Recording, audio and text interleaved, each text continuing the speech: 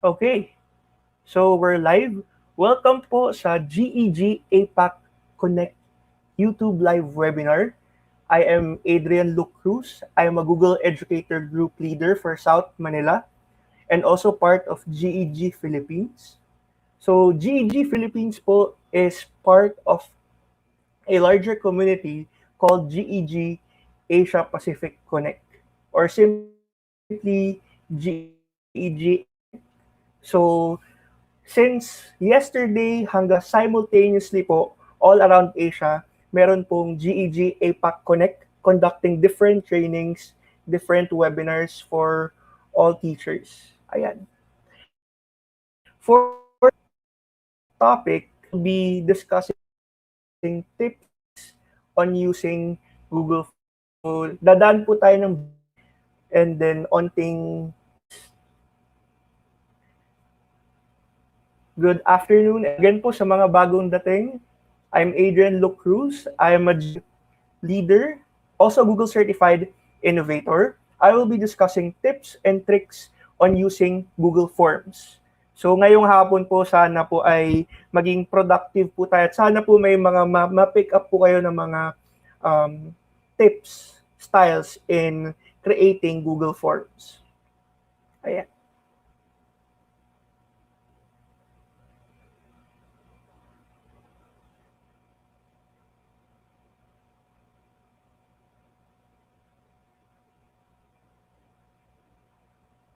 Before we start, plug ko lang po, if you want to know more about GEG Philippines, the different chapters, and our complete schedule of webinars and upcoming events, just simply visit this website, bit.ly/GEG Philippines. Again, it's bit.ly/GEG Philippines or about our community. Ayan. So GEG po or Google Educator Groups is a support group created by Google for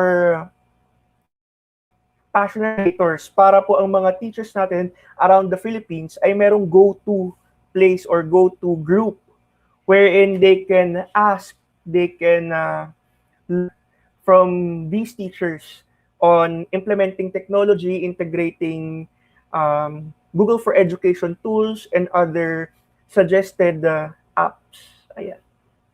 Magandang hapon po. The other one, if you're interested to get your school accounts, yung Google for Education accounts, you can simply request in this email, education@qsr.com.ph. It's for free for all educational institutions, schools, DepEd, CHED, TESDA schools. Again, it's education@qsr.com.ph para po makakuha kayo ng free Google for Education accounts.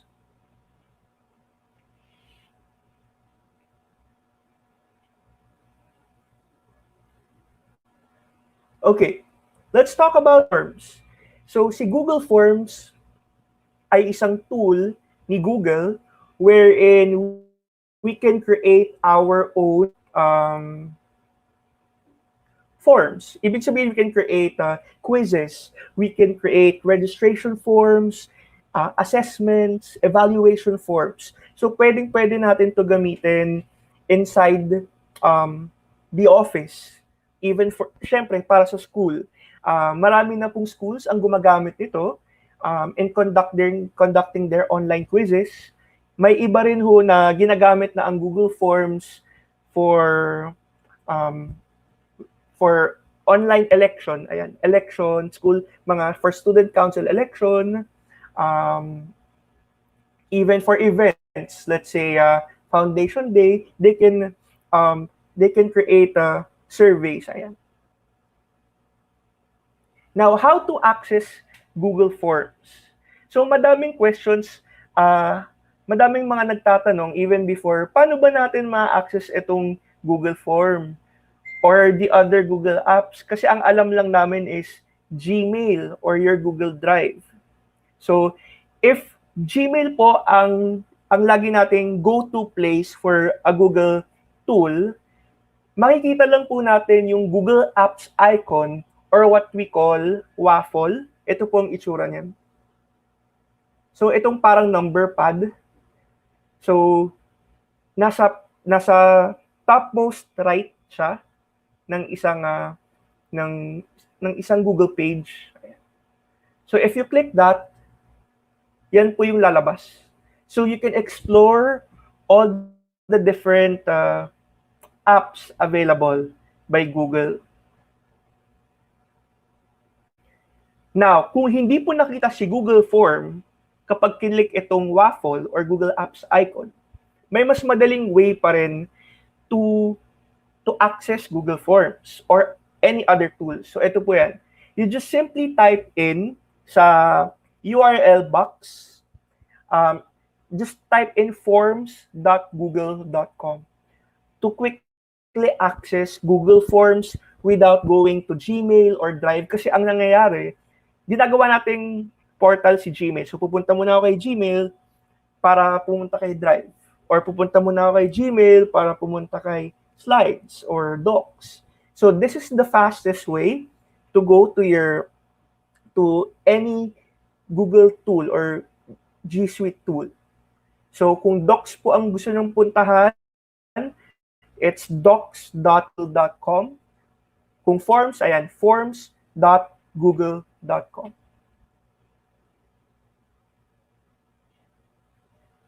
The other one naman, if you want to quickly, mas mabilis, automatic, new Google Form, agad ang gusto nyong magawa, type in form.new in the URL box. Pag kinlik nyo yan, automatic new Google Form agad yung mapupuntahan nyo. Balikan ko ulit na. So yung forms.google.com, homepage pa lang siya ng general Google Forms. So pag general homepage lang yung pupuntahan nyo, it's forms with an s.google.com. Pero kung quickly na new Google Form agad, it's just form without an s. So form.new. So yan po yung mga simple tips and tricks muna no, na mga mabibilis na pwede natin i-adapt kung natatagalan tayo, pupunta muna tayo kay Gmail or in any other tool to access the tool or the app. By the way, if you have any questions, you can type in your questions at the comment section below. And then, i-entertain po natin lahat ng questions at the end of the session. Okay, so right now, I'll be creating a Google form. So gagawin natin yung tinuro ko kanina. We just simply type in forms.google.com.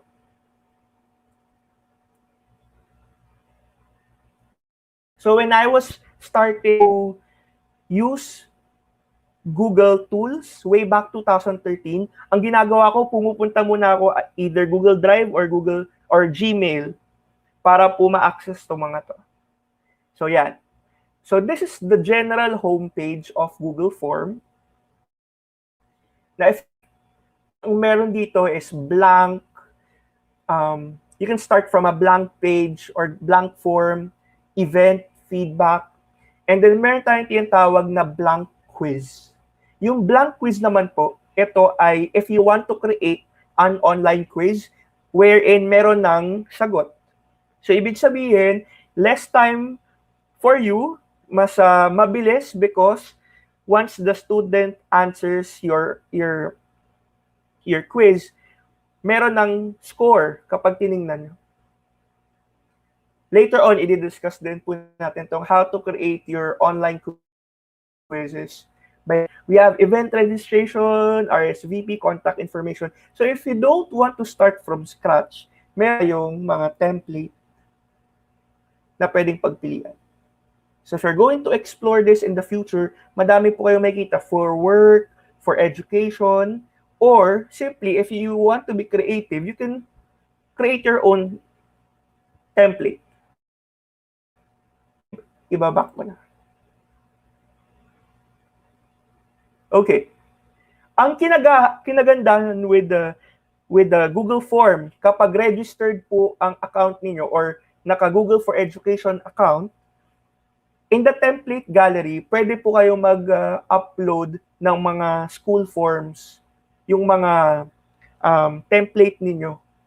So, malelesen na rin yung, let's say, asking your teachers, pahingi naman ako ng form nito or ng form na ganyan. So, you can pre-upload your template kapag naka-Google for Education account po kayo. But right now, I'm just using a regular Gmail account. Okay, so let's start. Let's create a blank form.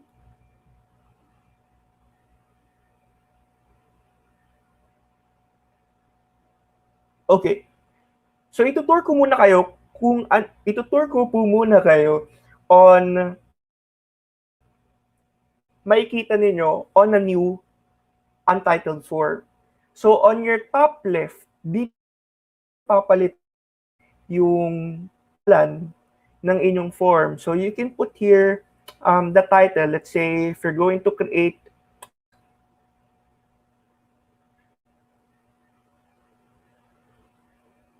quiz sample day. Okay. To put the title. Kasi po kung hindi, magiging untitled form lang yung pangalan niya. That will go to your Google Drive. Again po, don't worry if you automatically close this or accidentally close your Google. Madali nyo lang po siya mapupuntahan to your Google Drive. Or just simply go to forms.google.com and then makikita nyo lang yan sa bandang baba. Now, ano kita dito? Here, you set the title, and then meron tayo move to folder.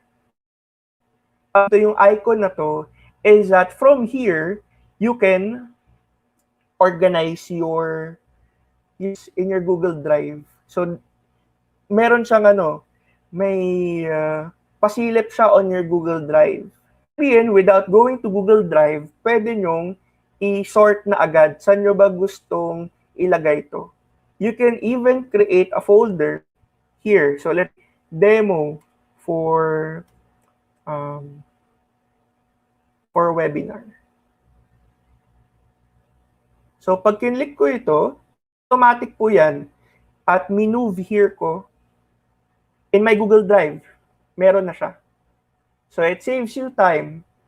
So, kahit hindi tayo pumuntang Google Drive, alam na natin na na-sort na natin, naayos na natin siya. And then, star. Same as with Gmail or in Google Drive, may kita nyo, you have star to mark it as important. Kung gamitin nyo pa to in the future, you just click this. Now, ang maganda dito, for every edit that you do, it will update you and it will say all changes saved in Drive. So, wala na po tayo ditong Control-Save, Control-S. So, kung ano man po yung huli nyong pinindot or tinype, that's it. If kinlose nyo siya, the following day gusto balikan at ito, ganun po ang babalikan ninyo. Now, ano po yung mga tools natin on top? So, sa taas, we have your add-ons. So, yung add-ons, medyo nasa advanced po ito.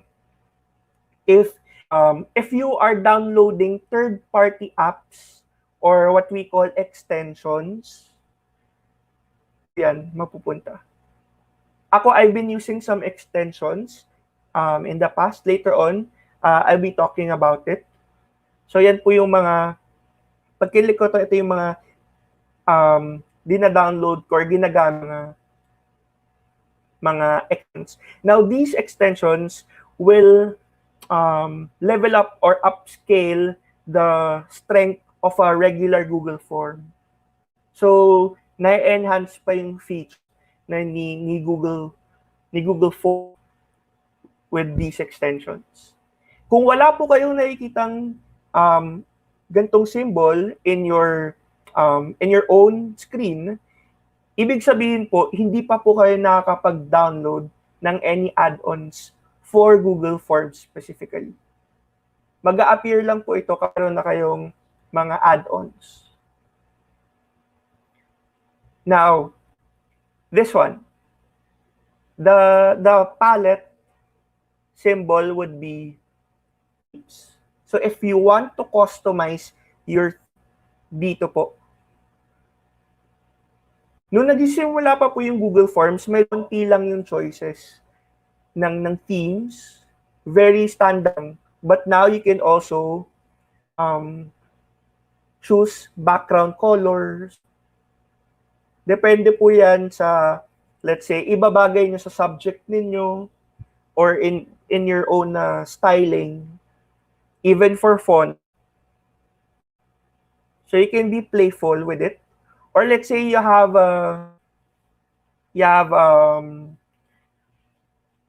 personalized photo, pwede rin po. Even GIF, pwede rin nyo siya gamitin as a background. So para siyang cover photo. Parang Facebook may cover photo.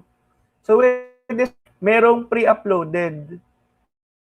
Ang maganda dito, if let's say if it's related to education, magbibigay siya ng options dito.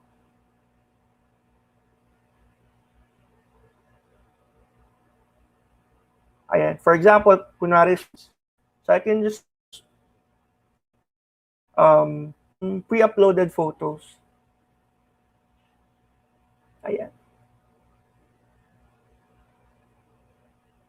Now, the next icon here is preview, yung I. So very important to. Kasi you will use this to check from time to time kung ano na ba yung itsura ng Google Form ninyo. So pag kinlik ko to, may actual na itsura ng isang Google Form ko kapag view ng participant or ng student ninyo. But since wala pa tayong nilalagay, ito lang ang makikita natin. Quiz sample, demo, untitled question, option, then submit. Go back to the editing para ma-improve natin tong sample. Here, we have your gear for the settings. Now, very tricky ito. Yung mga importanteng malaman nyo or magamay ninyo. Basta po alam nyong laruin itong sa settings, madali pong makokontrol yung Google Forms nyo. Now, we have general, presentation, and quizzes. So, on general, would you want this quiz to be accessed by collecting addresses? Pwedeng yes, pwedeng no. Again, it depends on you. Kung you have naman na questions like name, grade and section, pwedeng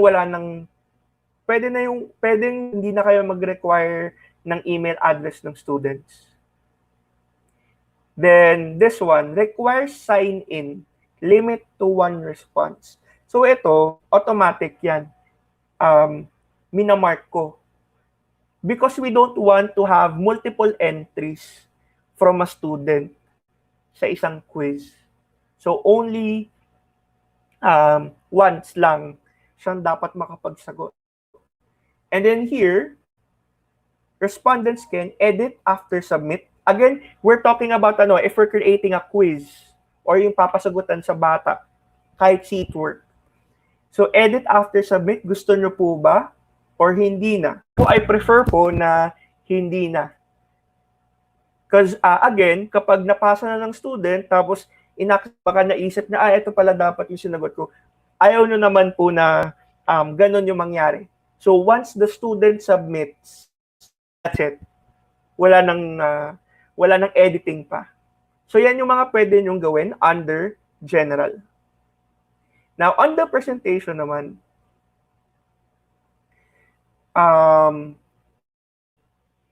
It says show progress bar. Normally, ito hindi ko siya kiniklik. Walang ginagawa on this area. This one is shuffle question order. Would you want your questions to be shuffled? Yes or no po.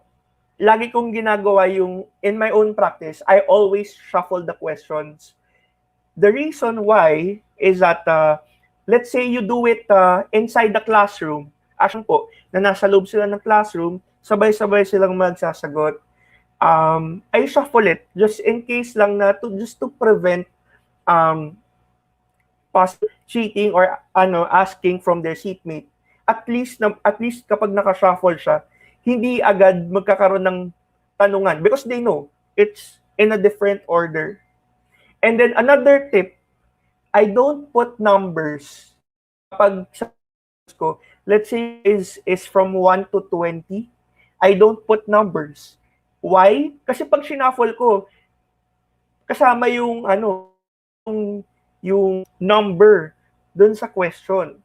So again, same thing kapag number yung question mo, malaman din ang sagot sa number 5. So madali nila mahanap. So again, in my own practice, I don't put numbers. Mata-turn off ko mata-turn on ko yung shuffle na feature. Ayan. And then here, normally kapag nagsasagot kayo ng mga survey at natapos kayo, once you click it, may laging lumalabas na confirmation message. Tama ko? This is the standard confirmation message. Your response has been recorded. But in my case, I normally don't use this. You can be creative on this. So nag-quiz kayo and then may bagong topic for the following day. You can put here, please be or please read pages 20 to 30 for tomorrow's lecture. So pwedeng ganito yung confirmation message ninyo. Just so meron lang continuity. Lalo na po ngayon, if you want to implement this as a distance learning with your students, maganda rin po na ganito yung i-apply niyo. Continuity. And then meron lang nilo-look forward yung student. Ano ba yung next? This is just my own style. You can also improve this if you want. Ayan. Now, this is for the presentation category. Next, quizzes. Alala po natin kanina, ang kinlik natin in creating a form blank. Now, kapag naisip nyo, gusto ko quiz, pwede lang natin i-turn on to. Pag nagbago isip nyo, okay, turn off. Ano pong difference nung quiz ay yung blank lang? Kapag blank po, hindi kayo pwede maglagay ng answer key. Kapag blank quiz, pwede po kayo makapag-encode ng key. So, yun po yung difference ng dalawa. Blank and quiz. Blank po, walang answer key. Si quizzes, may. Ayan po. Again po, if you have any questions, you can just type in your questions at the comment section.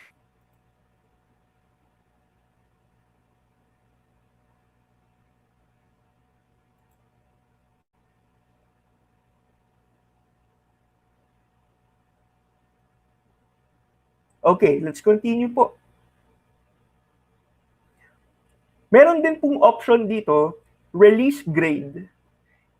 May dalawang option, immediately after each submission or later after manual review.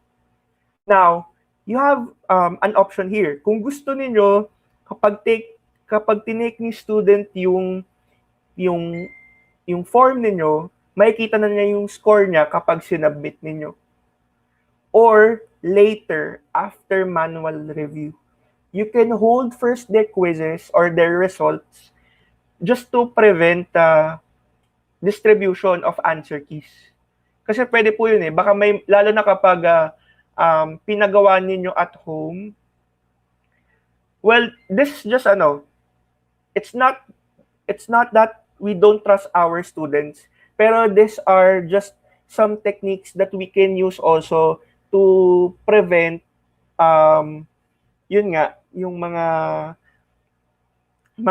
distribution. Kumbaga, kasi kapag kinlik natin yung immediately after each submission, ibibigay eksakto ni Google yung mismong parang test paper niya na may answer key. So, yun po. Normally do is after manual review. Once na natapos na lahat ng students ko, that's the time that I will give them their scores. Pero naman po, kung non-recorded naman siya or simply just for activity, why not? Just give it immediately after each submission.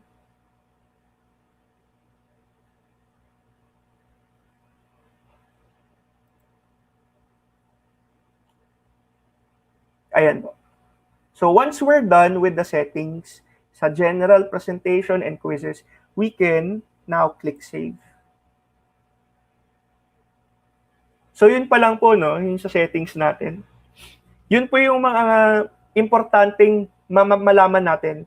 Not naman to the point na we master, no, but sa at least we have basic knowledge on this. Pag ito, alam na natin, madali natin maggamay or madali natin mapaglaruan yung Google Forms.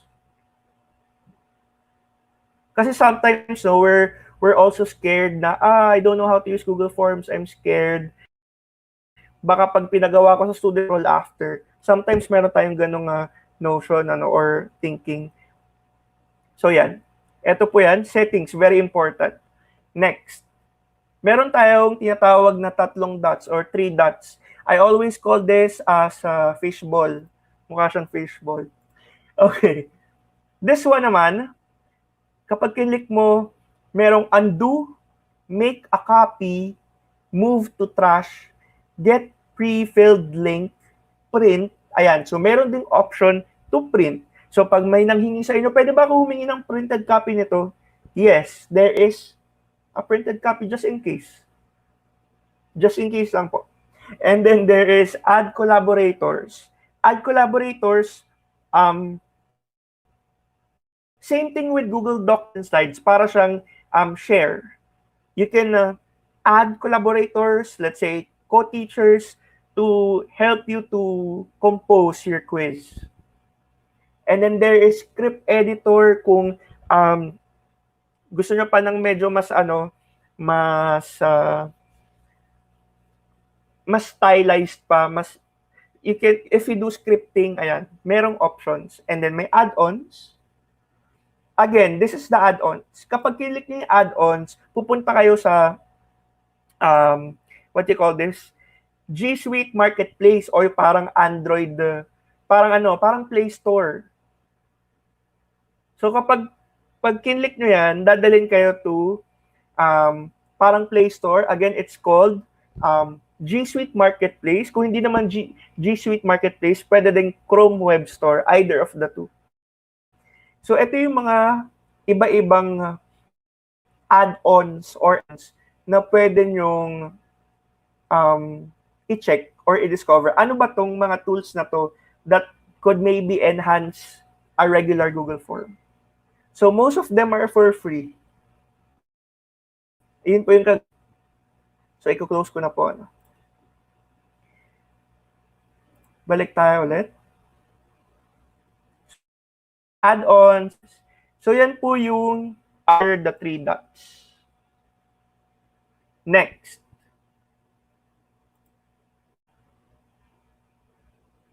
Etong sa side panel po natin, dito na po tayo mag-create ng questions. Okay. Dito po, we have add question. So if we want to create questions, we just simply click plus. Ayan. So makikita nyo po meron ng untitled question. Normally po, sa untitled question, sa unang part, di ba po kapag pen and paper, ang unang nilalagay would be name, then grade and section. So dito ganito rin po yan. So just simply type in name, and then for the choices, instead of mga pwede nyo pagpilian, so we have short answer, you have paragraph, multiple choice, checkboxes, drop down, you have different options. File upload. So pwedeng ang tanong ninyo ay ang sagot ng bata, file upload. Pwede po yan. You have your linear, multiple choice, grade, checkbox, even date and time. So if you have time, explore on this para mapag-aralan ninyo paano nyo siya gagamitin ng students. And then, dito, short answer text. Yung pinili natin. Sa baba, merong answer key. So kapag click natin yung answer key, dyan dapat natin yan ilagay. But then again, we're asking the name, so have to put answer key. And the points, wala po. Yung options dito sa baba would be duplicate if you want to question, delete, or click required. Ano po ibig sabihin nito? On a regular pen and paper, may tendency parati yung student limutan yung pangalan nila isulat. Tama po? So, ang gagawin natin, i-click natin yung required para kahit anong mangyari, pag natapos na nila sagutan, kapag na-identify ni Google na may part pa na hindi nasasagutan, hindi magpo. So, yan po yung gamit niya. And then the 3 dots, advanced. There is action and response validation. So, pwede na lang po explore yan in the future. So, let's say we'll put another. After name, you have grade and section. So, dito, pwede kayong blank pa rin. Short answer. Pwede rin naman maglagay kayo ng options. Let's say, section A, section B, section C. Depends on you. Now, let's say we give the direction, we give the instructions already. Dito, pwede po kayo maglagay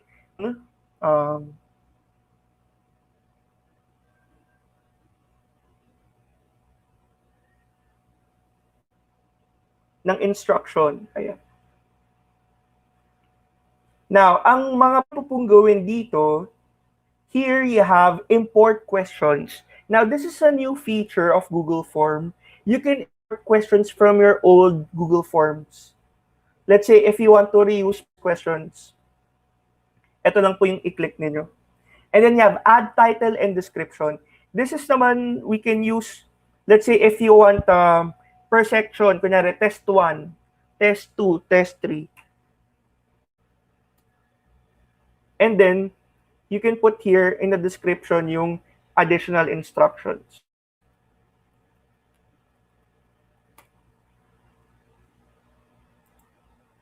Delete ko na. Okay. And then, this one, add video. So, with the Google Form, you can import a video also from YouTube. So dito, pwede kayong, let's say if you want, let the students watch a specific video from YouTube, dito nyo malalaman kung pinapanood ng students inyo yung video because it's already integrated in Google Forms. After watching the video, there are, kasi minsan kapag YouTube lang binigay natin, okay, watch it. We don't really know if the student watched it carefully or baka hindi. So by putting a video and putting it in a Google form, add questions, malalaman. So this is one way for you, no? Lalo na po yung mga asynchronous teaching. And here, by the way, add image. So pwede rin po yung observe the picture below. So titingnan muna ng bata yung picture and then questions are there after. Pwede rin pong ganung style. This one is section. Add section. Yung add section means page. Yun po yung next page sa mga forms na nasagutan. So ang ginagawa ko po normally, in the first page, just the name and grade and section. Next page na po yung mga tanong. Bakit po? Kasi kapag ni-next page ko siya or gumawa ako ng add section, pag shuffle ko yung questions ko, yun lang yung masashuffle. If I don't create a section, mahal din pati yung name, grade, and section. So that's the purpose of this, yung add section. Or if you just want to be more organized.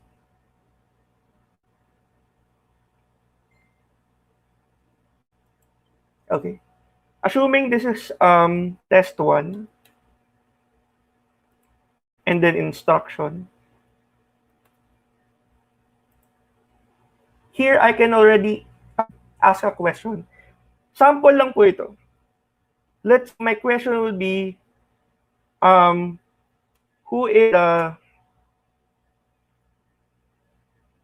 15th President of the Philippines?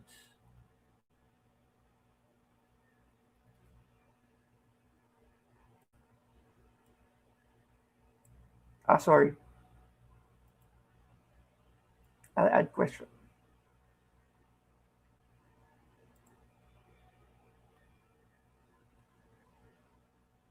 Now here, normally multiple choice ang gawin natin. You can type in as many choices. I think 8 ata, pinakamarami. You can explore po. But normally, 4 usually ang ang pinagpipilian sa multiple choice. So let's say Gloria Macapagal Arroyo.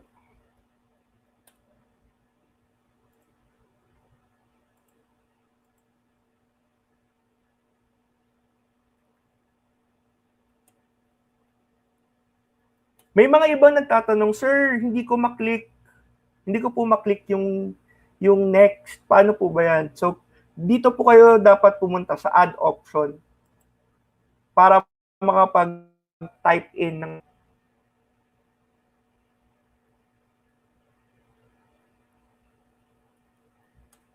okay, bibilisan po natin ng onte.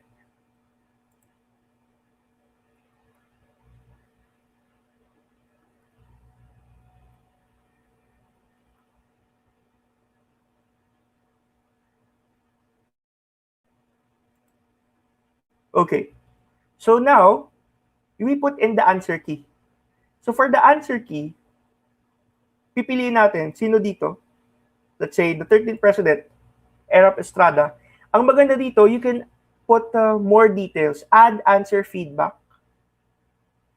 So with here, pwede kayong maglagay ng rationalization or supporting details why that is the answer. Pwedeng sariling type ninyo or maybe a reference material from a website or giving another YouTube video as another reference. And then once we're done, we click save. And then don't forget to put the score or points. Let's say this is good for 2 points, 1 point, or 3 points. Depende po sa inyo. I remember few years ago, nag-coach din po ako ng mga teachers. Sabi nung isang teacher, sir, gumawa ako ng long quiz. Yung long quiz ko, 1 to 50 for my students. Pero nung tapos na nilang sagutan, 47 lang yung yung total number of scores. Bakit po ganun? Pero binilang ko, 50 yun. So, ang nangyari po was, meron siyang 3 items na nalimutan lagyan ng points. So, again, if we have these on ways na may answer key, you have to be mindful on the points. Wag na dapat malimutan. Otherwise, magkukulang yung total number of scores ninyo. Kung 1 to 50 man yan, 1 to 10, ayan. Once we're done, click done. And then we click required.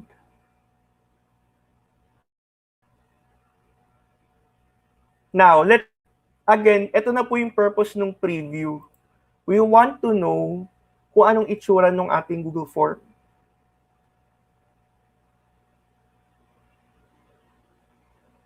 So, ito po yung itsura ng Google Form natin.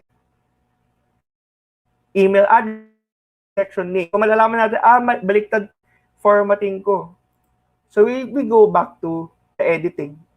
And then, this, yung order. So, pwede natin pagpalitin yung order.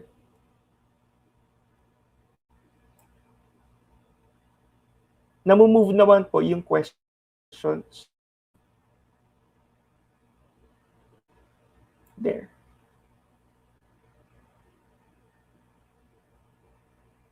Tanggalin ko po muna tong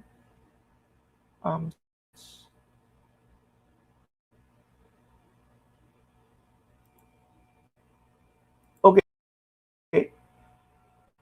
Assuming lang po na meron na tayong ganito. We go back to the view.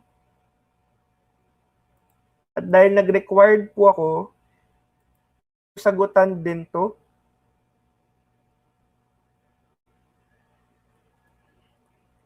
To proceed to the next.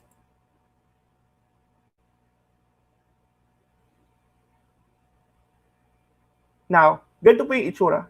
So, test 1, instruction, who is the 13th, and then makikita nyo yung 2. So, informed yung bata na this is worth 2 points. So, I have to answer it. And then, eto, we click kung sino yung gusto. And then we click submit. Now, to make it visually appealing, pwede tayo mag-upload ng photos.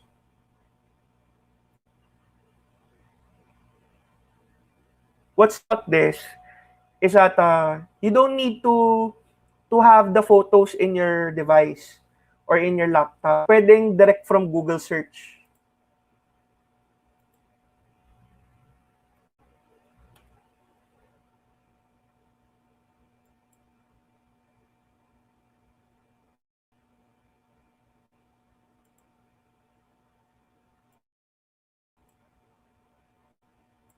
So by putting pictures, I know it's an added work for the teachers, pero this would also make it visually appealing for the students.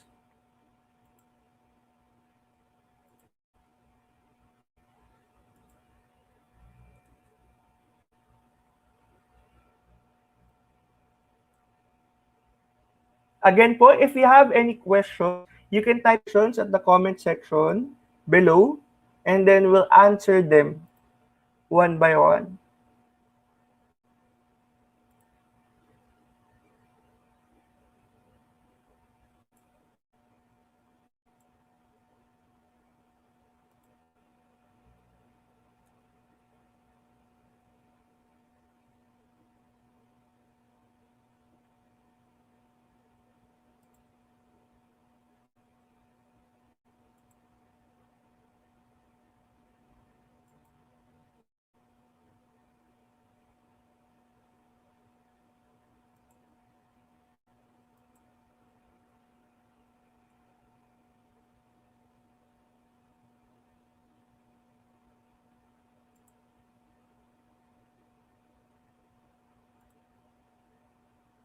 So itong Google Forms sa atin, very flexible.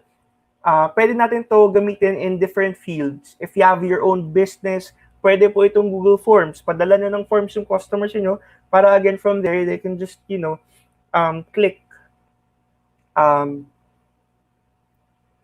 Especially for education, online quizzes, registration forms, pwede po ito. Now, once we're done with the pictures, papakita ko lang po kung ano yung itsura ulit nito.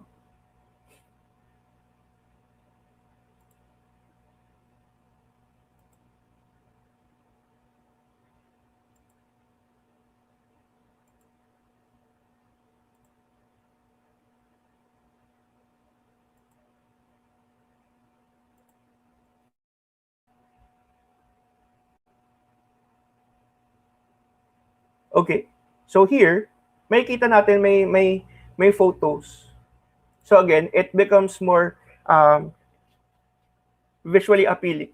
Pangilang beses ko na sinabi. So, yun po, maganda rin po kasi may impact pa rin po sa students kapag may nakikita pa rin silang images. So, yan po yung sample po, no, how to create your Google Forms. There's another question din. Sir, paano kapag essay? Paano po pag essay po yung gusto kong ipatanong or ilagay? Meron po ba yung answer key? The answer po is wala po. Again, kapag ang type of question po ninyo ay essay, you have to read it. Let's say 1 to 10 would be multiple choice. The second part would be essay. The essay part, you really have to read it. May nagtanong sa akin ulit, sir, baka pwedeng ang answer key kapag sinagot ng bata may lumabas yung itong words na to, baka perfect 10 na sila or may certain number of points. Again po, wala po. Basta po essay, you really have to read it and set scores for that. So yun po. Next, how do we give it to our students? We click send.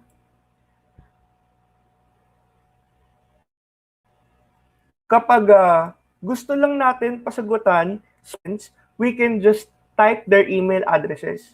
Pero kapag ang estudyante natin marami, 30, 50 students, we just give them, eto po. We give this to them, copy, and then send it. Now, difficulty nito, kapag ganyan nyo siya binigay, mahirapan po kayong i-distribute. Let's say, pag sinabi ko po sa inyo ngayon, copyhin nyo po yung link na to. Tama po, mapan po tayo. So we use a URL shortener. This is outside of Google already. Pero yun po yung practice namin. So we use a URL. Yun po yung mga bit.ly, yung mga pinapa-check namin sa inyo ng mga forms or ng mga pages kanina. So we just click in any URL shortener. In my case, gusto ko yung bit.ly. Meron pa pong ibang URL shorteners. May gg.gg, may tiny URL. So, yan. So, I'll go to bit.ly.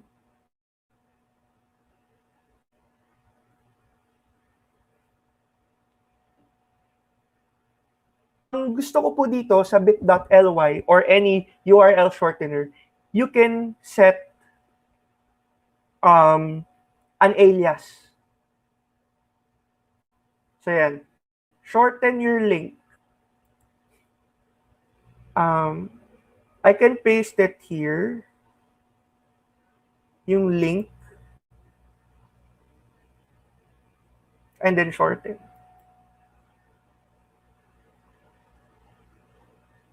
Oh.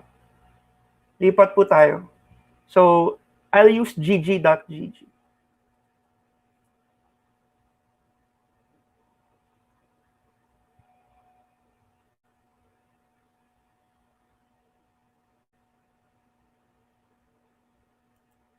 Okay. So I'll paste here the URL and then click customize link. So that you can put alias. In this one, you have to be very specific. Kapag very generic yung nilagay mo, kunyari quiz 1, baka may iba nang gumamit. Baka may iba na nag-generate. So here, you really have to think of a code na kayo lang, walang kapareho from the others. Kasi marami din pong gumagamit nitong gg.gg or URL shortener. So you can come up with a April 18 quiz 1 sample. Now, kapag nag-generate na po, ito na yung pwede natin ibigay sa students, lalo na kapag kaharap natin sila, and then you will just have to write in a white blackboard. Mas mabilis po kapag naka-shorten na yung URL and meron ng alias. Ayan. So, yan po yung how to create your Google Forms and how to strategically create it with your students. Ayan. And then, add-ons. There is one question from Sir Jeric. Sir Jeric, maraming salamat po for participating last night. Ayan. What are some add-ons that you can recommend to improve Google Forms? Ayan, meron po akong mare-recommend. Now, in my practice, ito po yung tinuro ko ngayon are the basic features of Google Forms. Ano yung pwede natin gawin. Now, in the past, may mga questions sa, Sir, meron po bang pwedeng i-limit natin yung responses ni Google Forms? Kasi normally, I forgot to talk about this. Responses part, you can turn on or turn off Google Form. Let's say, binamigay natin yung link. Tapos, may certain time frame lang. Kunyari, dapat hanggang 6 o'clock lang. Pag nag-6:01 na, i-close ko na to. So, ang normal na ginagawa is minamanual toggle natin to. Pero, with this add-on, we click add-on. Dahil pre-installed na siya sa akin, form limiter. So, you can go to the Chrome Web Store or the G Suite Marketplace, and then look for form limiter, install this.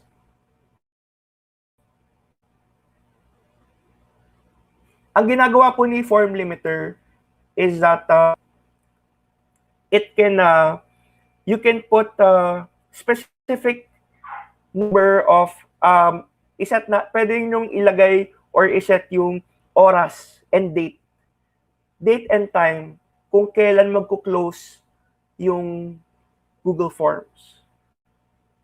Or let's say registration form siya and then you're only if you want 1 to 50 lang na participants.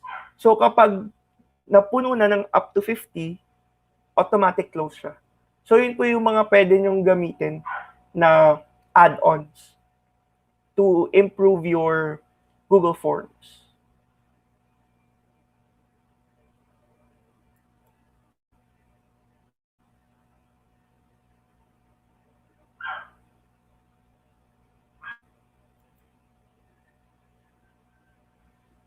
Ayan. From Miss Maria May Sevilla, hello po. If there is waffle, fishball, yes po. Ayan. Yes, the 3 dots, I call it fishball. Okay.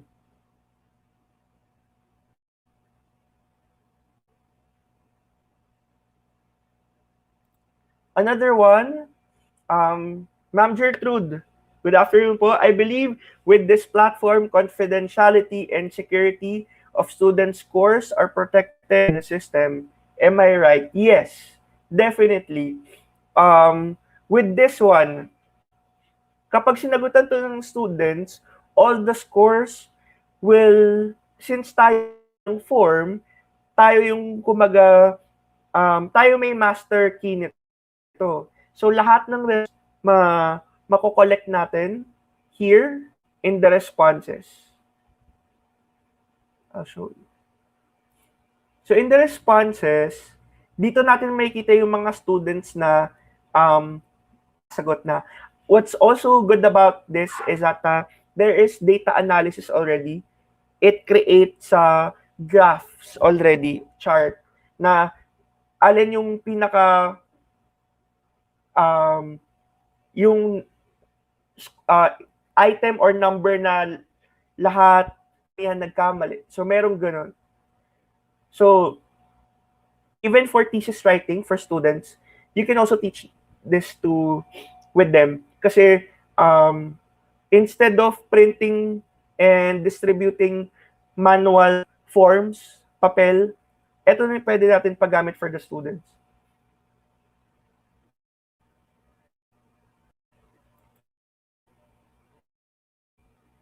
Ayun po. Thank you for that question, ma'am.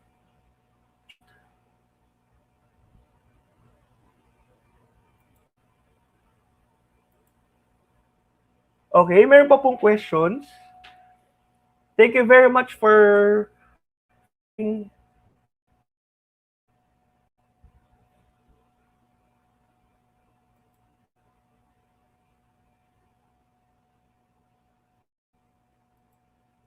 again, if you want to know more about our schedule for the APAC Connect, just go to bit.ly/GEG Philippines. So makikita nyo po dito yung schedule namin hanggang tomorrow. Or don't worry, the videos, even before, you can rewatch them. And also, mute it or share it with your colleagues. Pwede nyo pa rin po mapanood even from the previous weeks. We've already started since the beginning of April. Pwede nyo pong balikan, panuorin this page and look for sa home itong meron ng announcements. Yung mga previous namin na nilipat namin other page called Philippine Edu Webinars, but it's all there. Ayan. All the details about GEG and GEG APAC Connect. Again, if you want to apply for education accounts, it's education.r.com.ph. Email na lang po sila and they will assist you on the process. For the item analysis, another question.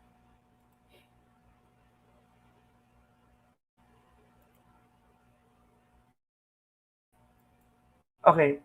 There is a data analysis. Wow, I love the data analysis part. About the item analysis. Meron din po.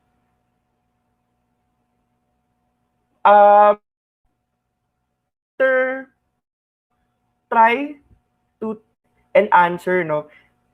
Pag nag-more than one na yung sumasagot ng mga students po ninyo, makikita nyo po doon, ano na po siya. Doon yung item. So yun po, let's say if it's in a thesis form, pwede nang yun yung gamitin your for the graphs.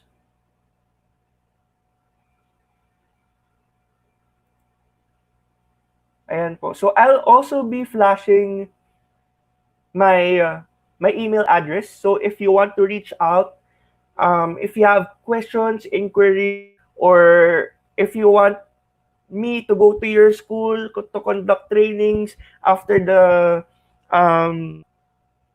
quarantine period, ayan po, you can just email me at lookbeyond@gmail.com. You can also find me in my accounts. Just type in Adrian Luke Cruz. Ayan. And if you like this content, you can hit one or just simply subscribe. I'll be also releasing my YouTube shows in next. I'll be releasing featuring different digital tools and tech tools strategies para po sa teachers. Ayan. Again po, it's Look Beyond the Classroom and hit subscribe button if you like my content. Again po, salamat po for supporting this event. Thank you for always watching. Last one, bago po tayo mag Sir Aidan, am I right? The respondent students' answers can be in a sheet. Yes. Balikan ko po ulit. Where is it? Here. If we go to the responses part of the Google Forms, may makikita po tayo icon ng spreadsheet or Google Sheet. Kinlik natin ito, automatically generate Google Sheet of all the answers of the student. So, ikiklik lang natin to po tayong gagawin na para transfer. Automatic mag-generate na siguro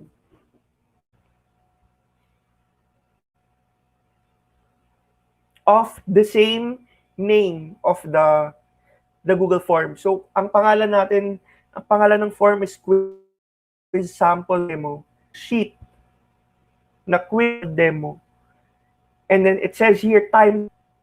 So, hindi talaga natin na hindi tayo pwedeng maloko students about the timestamp. So, lalabas talaga siya sila in-access at natapos at sinubmit yung Google. Lalabas dito, email address, score, and all the details. So, from here, hindi natin kailangan magmano-mano mag-transfer ng ayan. Again po, thank you very much for joining this segment. Maraming salamat po. Ano po ulit ang webinar tomorrow. Tomorrow po we'll be discussing ayan. Meron kaming segment na sama sa speakers will be talking about all other tools and why we should consider getting Google for Education accounts and other questions pwede namin i-entertain. Again po, ako po si Adrian Lux. Maraming salamat sa panunood. You can follow, like, and subscribe to channel. It's Look Beyond the Classroom. Maraming salamat po and good evening. Be safe.